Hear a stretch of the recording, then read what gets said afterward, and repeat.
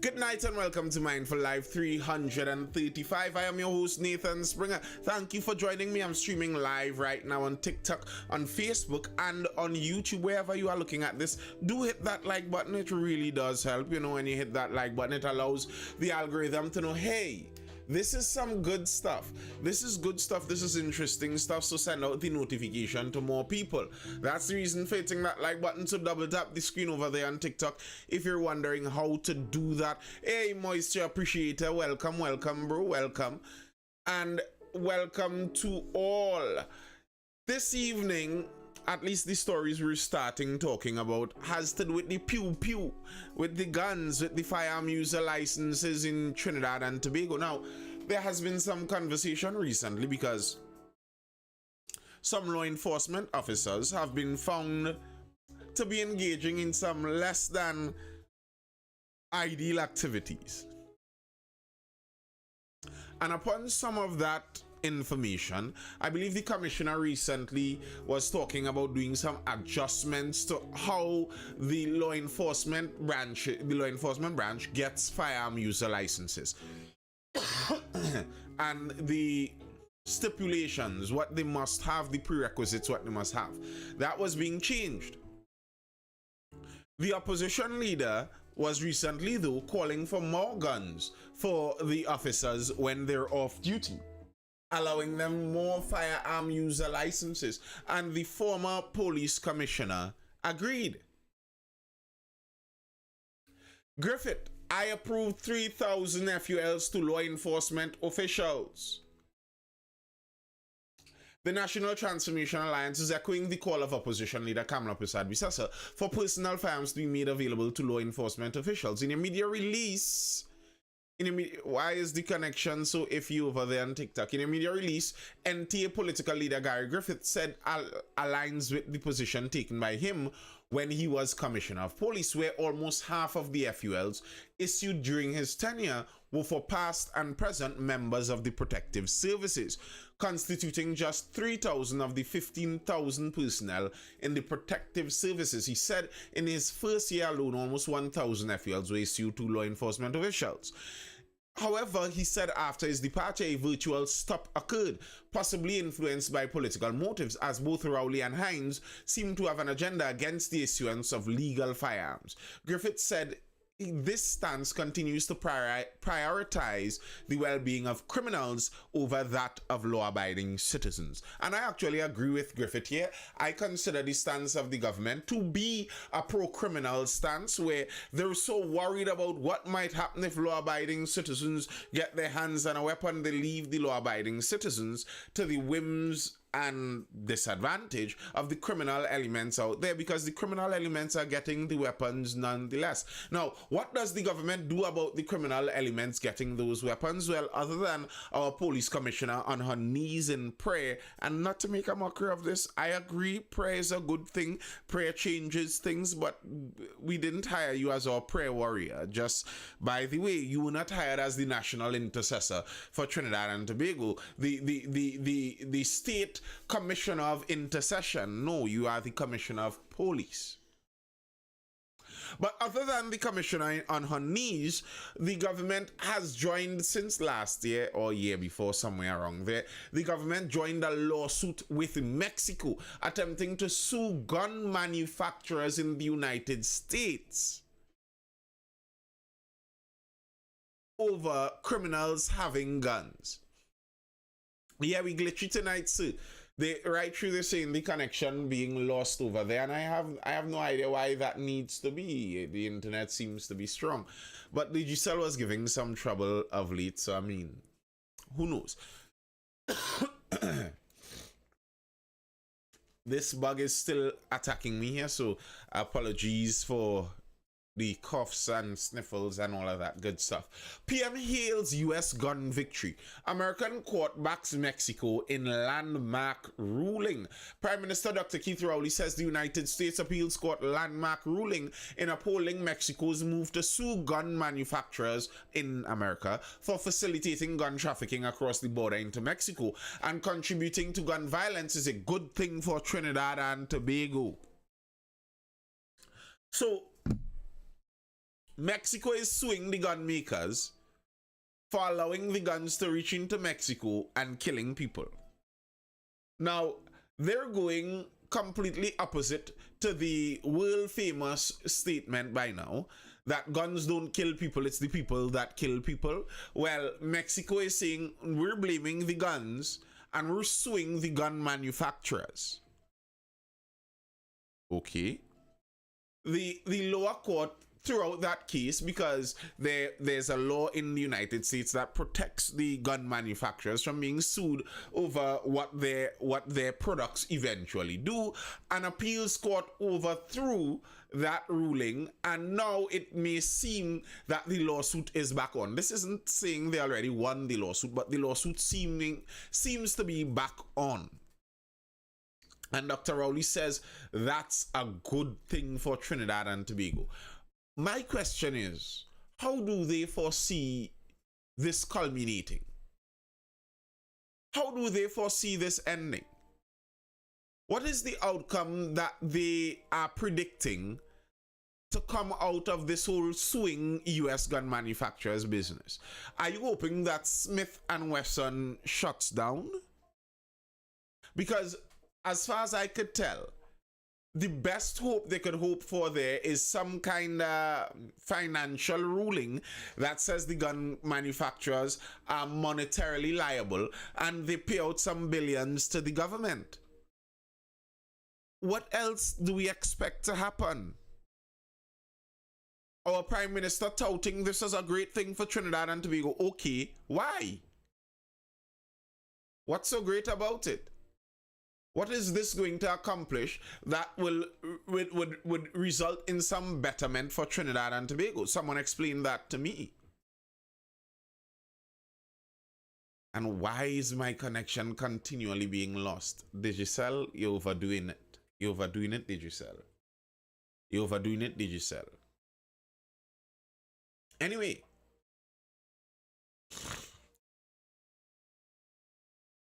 How is this lawsuit going to help Trinidad and Tobago?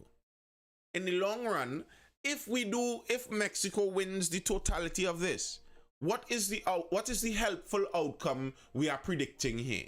That Dr. Rowley is saying works for the benefit of Trinidad and Tobago. It's a good thing for Trinidad and Tobago. Like, they sung Dr. Rowley songs a lot, like the boomer Democrat of the United States that has been sold all of the anti-gun hysterics by the media and buys it 100% without a shred of logical thinking. Like, let's think about it. What comes next? Okay, you sue the gun manufacturers. Is that going to remove the guns from Trinidad and Tobago's streets?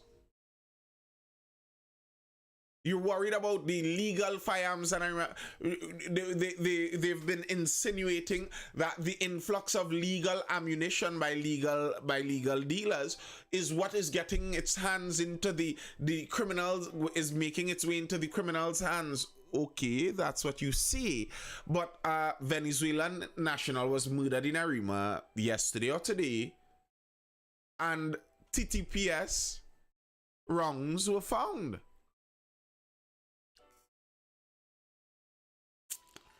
You worried about the legal firearms dealers while our police service seems to be dealing firearms all on their own. Hey, Trini, what's up? What's going on, bro? Welcome, welcome.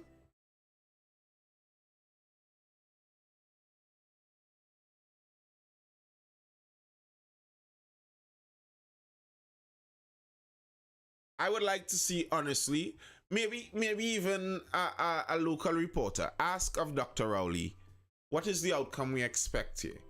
What is the benefit to Trinidad and Tobago that we are looking for? And as I said, even if the case is won, are we talking about a monetary benefit, if any? And listen how we as a country, we're fighting battles of the past. We're fighting battles in past tense.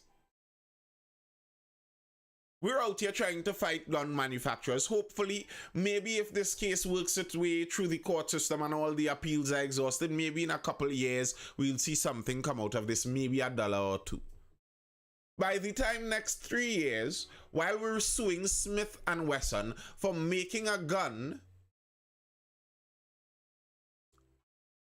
ghost guns coming out of 3D printers might be all the rage. So we're suing gun manufacturers when gun manufacturing is becoming much more of a smaller individual possibility.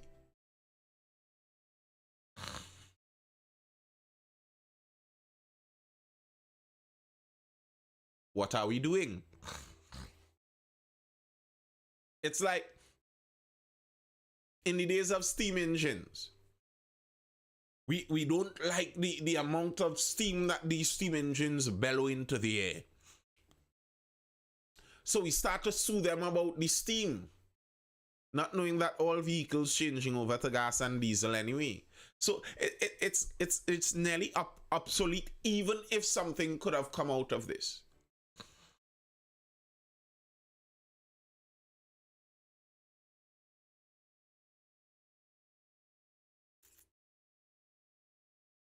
I see the connection being, wow.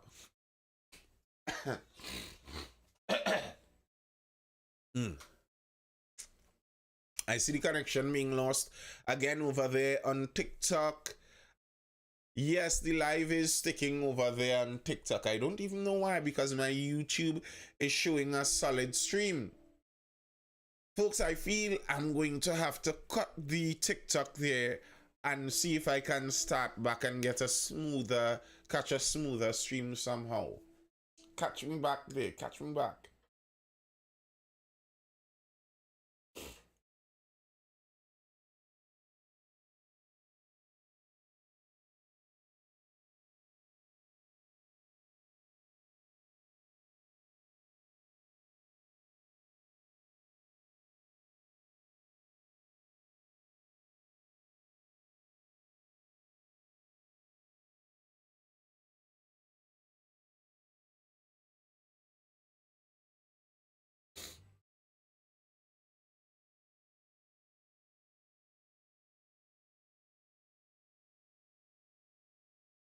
Let's see if we can catch back that live there.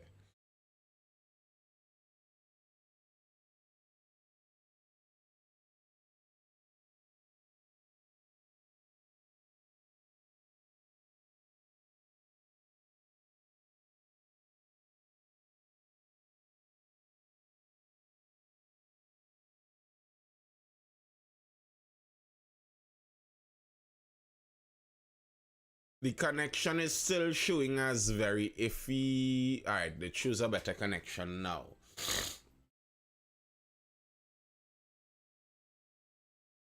How we looking? Yeah, I think we got a stronger connection now. All right, good. We're back in the dance. Pressure with the internet. Yup. You know it goes sometimes. You know how it goes sometimes. Oh, geez. And the lost connection business starts back again. All right. We press on either way. A horror story I saw coming out from Grandy. And sometimes I don't even like to read some of these stories, to be very honest with you. But it just seemed like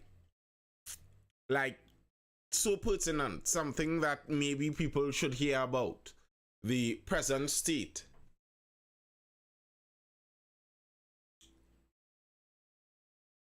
Yeah, it's still a bit glitchy. It is still a bit glitchy. YouTube seems to be running smoothly though, just by the way, and I'm streaming live on YouTube also. Rapist on the prowl in Grandy. Sangre Grande residents living in fear. Residents of Sangre Grande fear that a rapist is stalking them. Police confirmed yesterday that they have received 3 reports over the past few weeks from people who said they were raped by a lone attacker. Residents of the community known as the Pines say there have been more sex assaults by people who did not want to report them to police. People from the neighborhood say they are living in fear that one of them could be next. The Express visited the community yesterday and spoke to several people who agreed to be interviewed only on condition of anonymity. They said they were afraid for their lives and did not want to be targeted for speaking out. How are you telling me here that there's a serial rapist in a community and the community is afraid to even talk about that? What kind of country are we living in? What this tells us is that in Trinidad and Tobago, the criminals have an outsized amount of power and influence. And a lot of that is because of the same thing that Dr. Rowley is championing here, that Dr. Rowley and his PNM government loves. The fact that the criminals are the armed ones, and the criminals know that none of those citizens are going to be armed. How does a lone rapist run into a house where the occupants are armed? It's understood that's not something you generally do. And why should a community be afraid of something like that? If they were able to protect themselves, unfortunately, they are not. They have to depend on the police to protect them. And it seems like the police are doing an inadequate job at that because they are afraid. The area is not what it used to be anymore. Every other night you are hearing gunshots. There are young men who just patrolling the streets, marking your movements, seeing who comes in and in what vehicles. That is hard enough. But as of the start of this year, we have had at least 4 reports of a masked man breaking into homes of persons in this area. During the early hours of the morning, and then sexually assaulting them. Some said the masked man had a gun and forced them to do things. One of the victims was a teenage girl. 2 others were adult women. The 4th was a teenage boy who was buggered. So it is a situation that is getting out of hand, and we cannot have it continue like this anymore. Persons are afraid for their lives. That's Sangre Grande. That's not some strange foreign country that is a narco state run by the criminal elements. No, that is sweet, sweet TNT with our paternalistic prime minister preaching from the stage about who should and shouldn't be armed, while there's a serial rapist having a community under lock. Sweet TNT.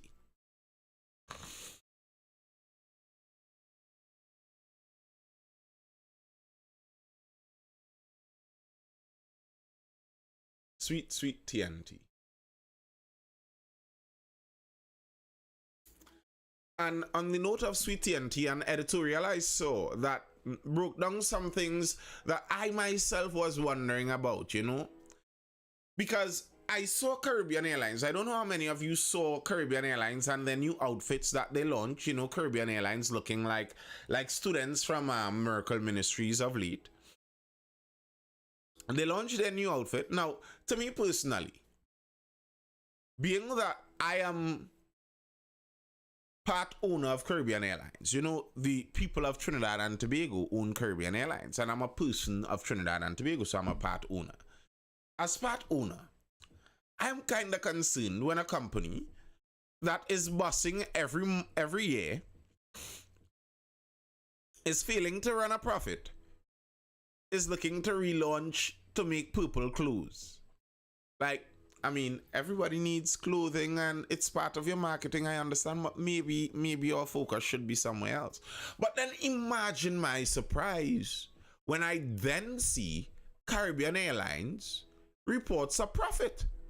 And I am taken aback. I'm shocked.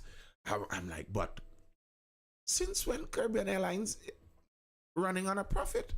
This is news. Or is it? Strange Carl Maths.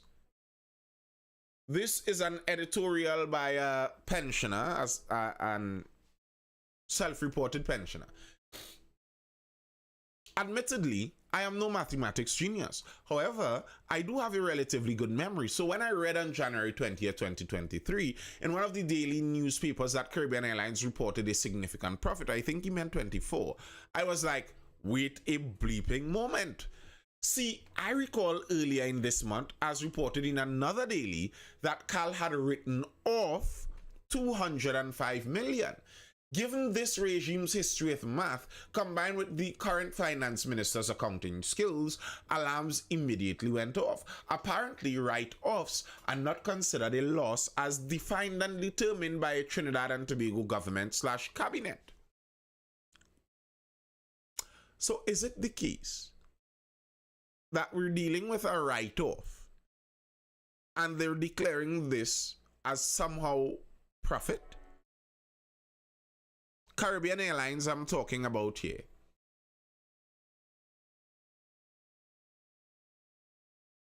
How else does a company get a write-off of 205 million only to turn around and claim that the same company generated a profit of 36 million in less than 2 weeks? Sounds like another case of playing smart with foolishness, but I could be wrong. And I'm quite certain that the highly paid spin doctors at Balize House would be able to argue that I am indeed wrong, or at least suggest that I am misinformed.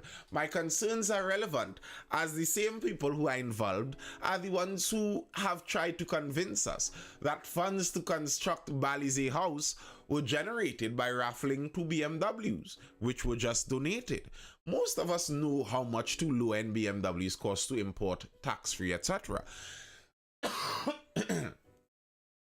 Additional questions received responses like, the money was raised from cake sales. Another time we were told that each member donated a block.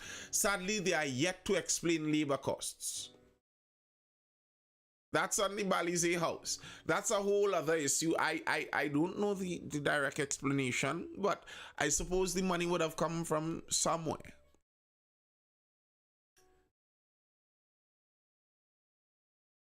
I speak for many when I say no one outside of Balize House has any trust in the Minister of Finance, who has run nothing but budget deficits every year since occupying that position. This, despite several increases in fuel prices and having reduced forex to the average citizen to zero, thereby facilitating a thriving black market in US currency. This is the same genius who sold Trinidad and Tobago on the idea that he had planned to catch money launderers. All he had to do was change the currency. I remain amazed that the US, Colombia, Mexico, and other nations haven't been able to take a page from Balize House and change their currencies too, if only to catch money launderers. And here's something. I think we should be doing a serious post-mortem on this whole changing of the currency issue. I think, and it's so difficult in Trinidad and Tobago because these are not where the real issues go. When people go to discussing, they don't go to discussing these issues. But to me, this is where the issues should be. Questions should be raised. Anytime the finance minister appears anyway, or the junior finance minister, Manning Jr., anytime they appear anyway, people should be asking, what result have we gotten from the changing of our currency? I mean, this was a significant event. This upended the entire economy. You had elderly people who save cash only, losing money. Was it effective in doing what you wanted it to do? Were any money launderers of significance caught? Were the instances of money and financial crimes in Trinidad and Tobago decreased? Because as far as I see, they are still counterfeiting this new one. As far as I see, the drug dealers are still showing off their racks of this new one. So, what was the point? And I think we should not allow governments to make decisions like this that make no sense using the logic that they tell us, and we just leave that in the wind. I think something should be explained about this. What was it really about? Good night, Amir Ali. And the writer here of this editorial complaining about the deficit budgets here in Trinidad and Tobago, I'm going to point out that the same thing is also happening in Guyana. And I remember Guyana was comparing themselves to Trinidad and Tobago in the negative of Trinidad light, saying that they aren't going to do like we did here in Trinidad and waste our money and all of that. And here's the thing. They're not wrong. Trinidad did do a lot of wasteful spending with our largest, with our benefits that we got from oil and gas. But it's easy to talk about the battle when you are not yet fighting that battle. Now that Guyana is in the mix of oil and gas money, let's see how some of those narratives go. 2024 budget adds $1.8 million in debt to every household. Opposition member Juritha Fernandez. This is from Guyana Kaisha News. Opposition Member of Parliament and Shadow Minister of Finance Juritha Fernandez on Monday condemned the government's plan to have 40% of the substantial $1.146 trillion budget supported by loans. Fernandez said this amounts to $458 billion through borrowing. Fernandez noted the impact of this decision on individual households and citizens, stating that it would effectively saddle each household with an additional $1.8 million in debt. She said, so in an oil-rich economy, instead of creating a pathway to sustainable prosperity for Guyanese, the PPP has decided to shackle every man, woman, and child with a debt burden, and there seems to be no light at the end of this tunnel. And you see, these are some of the difficulties that Guyana would have to face, and that lay before them while they were talking about they're not going to spend badly like Trinidad and Tobago. Oh. So how do you spend when you have the money promised, but the money isn't here yet? Well, loans, of course. But loans mean debt. Is that what you want to do? On the premise of, okay, we are now oil rich, we immediately, speaking for the Guyanese, run into enormous national debt.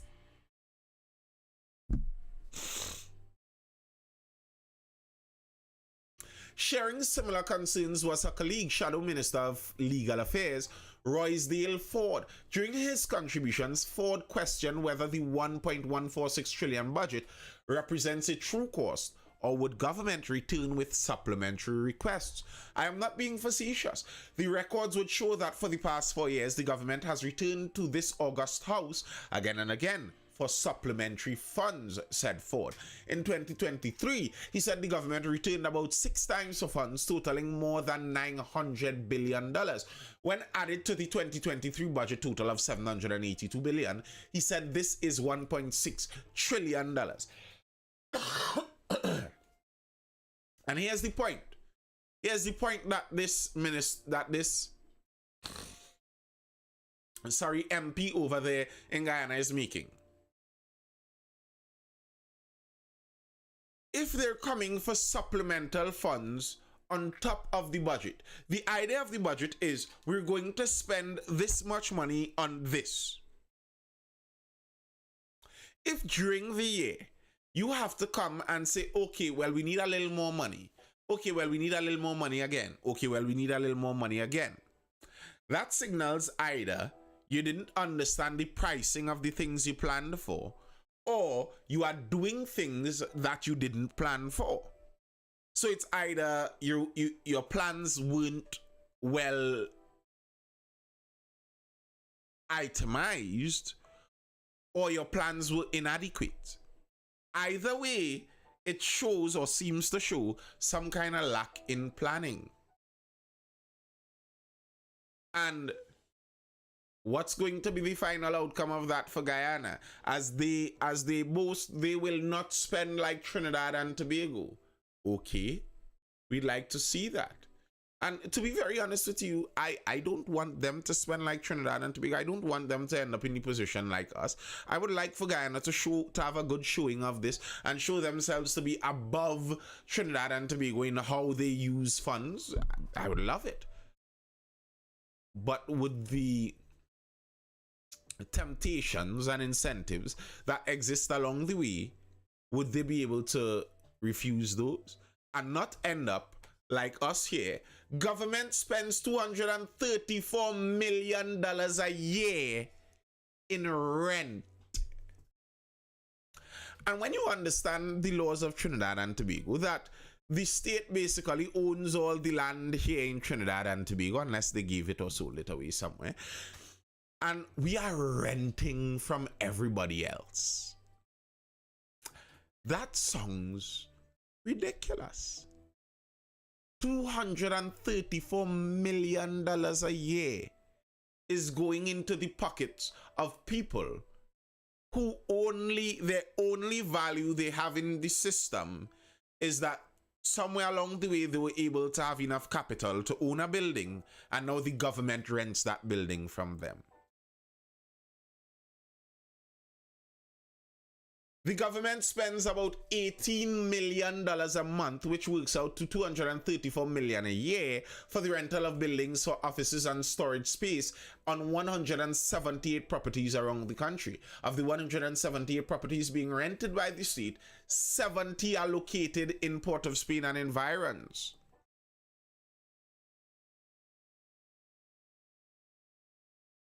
Alienants ask, so how long will BWI/CAL or whatever else they want to reband it run racket? Answer equal, racket is with DNA. Well, I don't see it stopping anytime soon, not when the people in charge have an incentive to continue. It rents 40 properties alone for the Ministry of National Security. Like, why can't we build these buildings? Can someone explain that to me? Why is it impossible for us to build these buildings?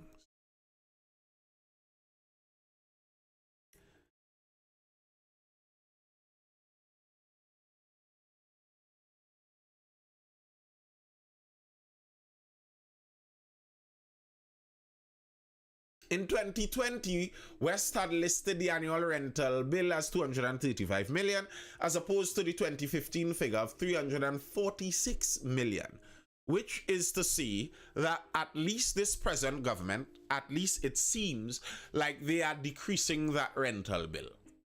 It seems. For me, I would like to see that rental bill basically at zero. Because I think in a country like ours, that's something that's easily possible. The government doesn't need to rent buildings like that. And to me, that money that goes into building rentals, it also goes into the wrong side of the economy. That's not money that goes down to the working class generally, money that will spin within the economy. No, that's money that goes to the top, that goes to the Nehus and Al-Rawis, etc., etc., etc. And they aren't going to spend that here. Chances are, of that $235 million being spent, maybe quarter of that is paying property tax in Florida for those wealthy people and their third properties that they have in Florida. That's the problem. We're paying it to the top end, and the top end isn't going to even spend that down here. So it really doesn't make any sense. Better you use that $235 million every year in construction and pay some contractors to keep building round the clock. That makes more sense to me than what we're doing now, renting buildings. Because somehow it's impossible for us to build buildings here. And my final story for the evening before I dive out here. Police commissioner faces another promotion lawsuit. And I was talking about this recently. The way it seems like the TTPS is in chaos mode. It's constantly chaotic. Every day there's some kind of chaotic news coming out from the police service. And like, especially when it comes to these promotions, what kind of service are we going to have if the only people that get promotions are the ones who have to sue about it?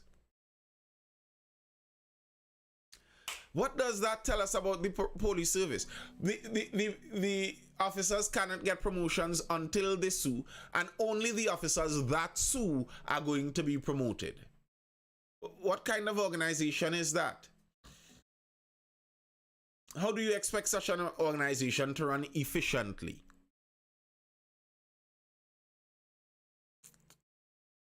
Like, if you have to sue, and in the lawsuit, most of these lawsuits, they talk about the officers being hurt and damaged and their confidence being hurt and embarrassed and humiliated, etc., etc., etc., etc.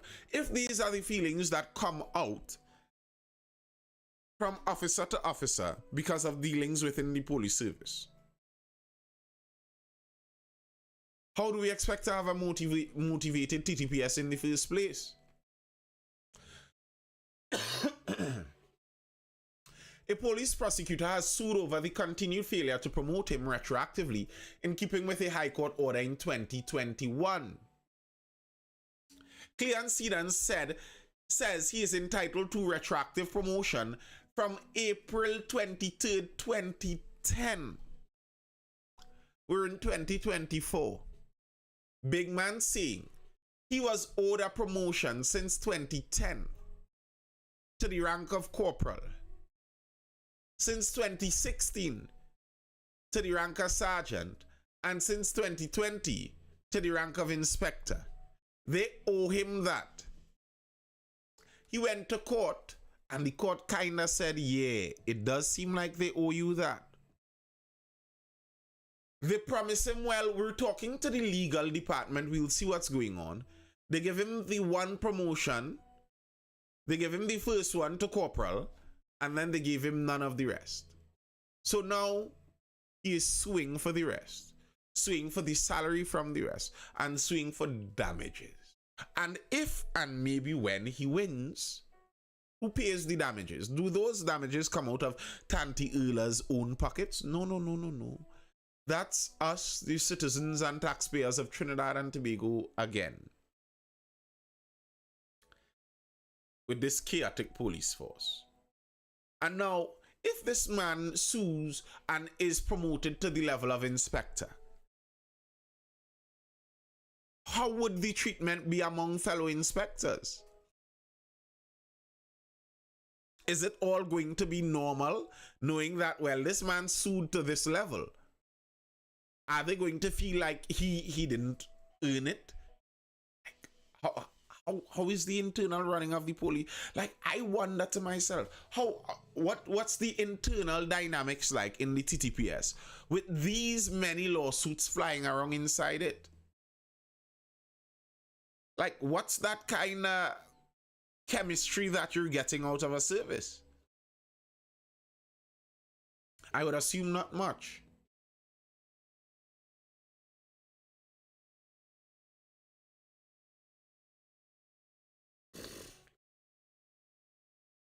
All right, people. That's all I have for now. TikTok connection doing as it wants and looking to be a bit on the fritz. And this flu that is around is trying to slowly take me out, but we fight it nonetheless. So we're looking to dive out there. Any further questions or comments on the inside before I dive out? Briefer than usual live tonight. Good evening, Kervon. You come on the leave here, bro. You come on the leave. The network is giving some problems and we're diving out already. But of course, if you miss any of this, or if you want to catch any of the Mindful Lives that you may have missed previously, they're all on YouTube, Nathan Springer YouTube over there. Head over to YouTube, look for Nathan Springer, and be sure to subscribe. You can catch those lives if you miss them. And although we're ending tonight a bit shorter, we will be here again tomorrow evening. Tomorrow is Thursday. And for those over on Facebook, it's going to be a First for Facebook with Thursday Talks, where there's no direct topic, there's no direct story that we do. We just discuss whatever the live chat brings up, whatever the live is asking about, whatever the live is talking about. That's where the discussion goes. So if you're interested in that, be sure to tune in tomorrow evening for that Mindful live tomorrow at 9. We're trying to get that nice timely start at 9 tomorrow. But until then, folks, I hope you're educated, informed, or entertained. I hope myself a good recovery in the coming day, and I will see you guys tomorrow. Laters, people, hold it on, stay well, peace.